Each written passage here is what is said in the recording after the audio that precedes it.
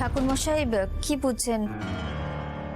পুটির সাথে অভিষেকের শুভ যোগ আছে তো? শুভ মানে খুব শুভ, অতি উত্তম, আদর্শ যোগ, আদর্শ পাত্র পেয়েছেন আপনাদের মেয়ের জন্য। যাক, আপনি আমাদের নিশ্চিন্ত করলেন ঠাকুরমশাই। যদিও আমি জানতাম পড়ার সিদ্ধান্ত ভুল হতে পারে না। আচ্ছা ঠাকুরমশাই, বলছি আপনি একটু ভালো করে দেখে নিন, আমার মেয়েটা যেন ভালো থাকে, ওদের চলার পথে যেন কোনো রকম কোনো সমস্যা না থাকে।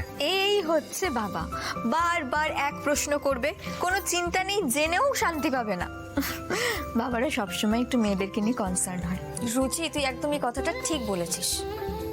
যা দেখলাম তাতে প্রথমে ছোটখাটো বাধা বিপত্তি থাকলেও থাকতে পারে, সে তো সব ক্ষেত্রেই হয়, কিন্তু তার পরের জীবনটা খুব সুখের হবে। তাই যেন হয় ঠাকুরমশাই।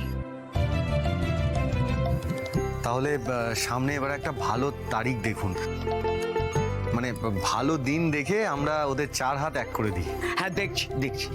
বলছি তো, তোমরা কি এখনই বিয়ে দেওয়ার কথা ভাবছো?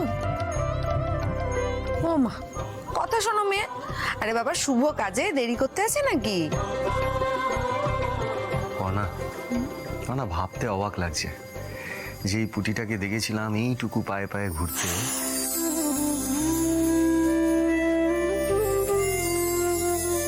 সে কত বড় হয়ে গেছে।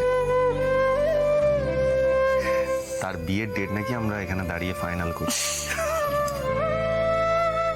কবে যে মেয়েটা এত বড় হয়ে গেল। এই সামনেই একটা তারিখ আছে, খুব ভালো। এমন দিন সহজে পাওয়া যায় না, কিন্তু 1 সপ্তাহের মধ্যেই পড়েছে দিনটা। না না, 1 সপ্তাহের মধ্যে কি করে সব হবে? আমার মনে হয় পরের ডেট দেখাই ভালো, তাই না? না না, 1 সপ্তাহ খুবই অল্প সময়, এর মধ্যে সবটা জোগাড় যন্ত্র করা খুবই অসুবিধে। না ঠিক আছে, পরে আরো দিন আছে কিনা দেখছি। না, আশেপাশে আর ভালো দিন নেই, তবে দেরিতে হলেও থাকবে তো নিশ্চয়ই। আগের দিনটা ভালোই ছিল, তাই জন্যই বলছিলাম। ঠিক আছে ঠাকুরমশাই, আপনি বরং ওই ডেটটাতেই বিয়ে ফাইনাল করুন।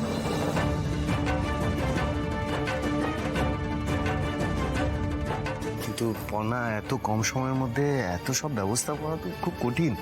আমি বুঝতে পারছি সৃজন, কিন্তু ঠাকুরমশাই যখন বলছেন যে ওই দিনটা খুবই শুভ, সহজে এরকম একটা ডেট পাওয়া যায় না, তখন ওই দিনটাই থাক। আর দেখো, আমরা সবাই তো আছি, হাতে হাতে হয়ে যাবে কাজ। আর দত্তবাড়িতে তো সবসময় সব কাজ এরম ভাবেই হয়েছে, ঠিক উতরে যাবে পুটির বিয়েটাও। আচ্ছা ঠিক আছে বাবা।